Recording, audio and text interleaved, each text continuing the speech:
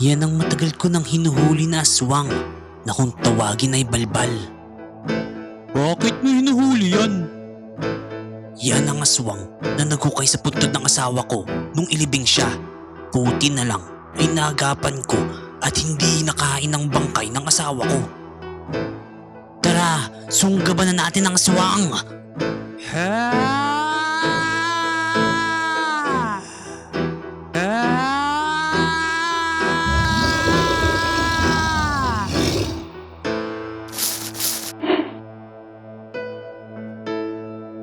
Pakiusap, pakawalan niyo ko. Ikaw ang aswang na nagbalak kainin ang bangkay ng asawa ko. Nagkakamali ka ng paratang. Pero kung nais mo kong patayin, ay di ako maglalaban. At para na rin makawala ako sa sumpang ito.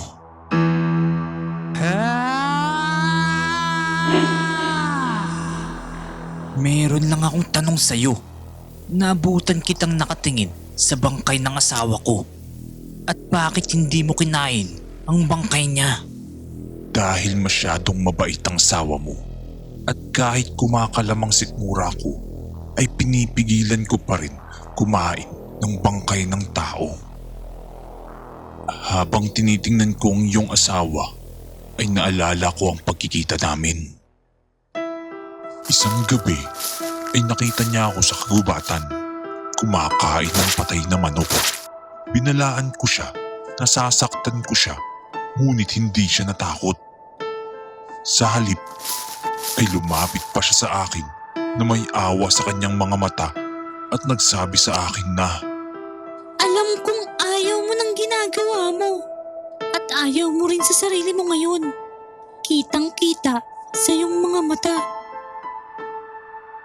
ang mga katagang yun ang nagpaluha sa akin dahil sa kauna-unahang pagkakataon ay may umunawa sa akin. Paano mo nalaman? Oo, tama ka. Hindi ko gusto maging ganito at hinawaan lang ako ng pagiging aswang ng kasintahan ko dati. Alam mo bang gustong gusto ko nang tapusin ang sarili ko? Hindi solusyon ang pagtapos sa sarili mong buhay. Magpatuloy ka pa rin kahit ganyan ang nangyari sa'yo. Sikapin mo maging mabuti. Maswerte ka pa rin at pinagkalooban ka ng buhay at may pagkakataon ka pang ayusin to. Ang mga salitang sinabi niya sa akin ang nagmulat sa akin na may pagpipilian ako kung paano patatakbuhin ang buhay ko.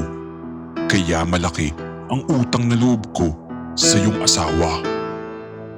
Maraming salamat sa iyong asawa at alam ko na aamoy ko na may maluhang sakit ang iyong asawa at anumang oras ay pwede siyang mawala. Pero bakit andun ka sa puntod ng aking asawa at hukay pati ang bangkay niya? Hindi kita pipilitin kung ayaw mo maniwala sa akin. Pero pumunta ako sa puntod ng iyong asawa para mag-alay ng bulaklak. Ngunit nang maabutan ko ay hinukay na pala ng ibang balbal ang puntod niya. At nang akma ng kakainin ng bangkay niya ay sinaksak ko gamit ang aking kuko ang aswang. Kaya may naabutan kayong patay na aswang sa puntod niya.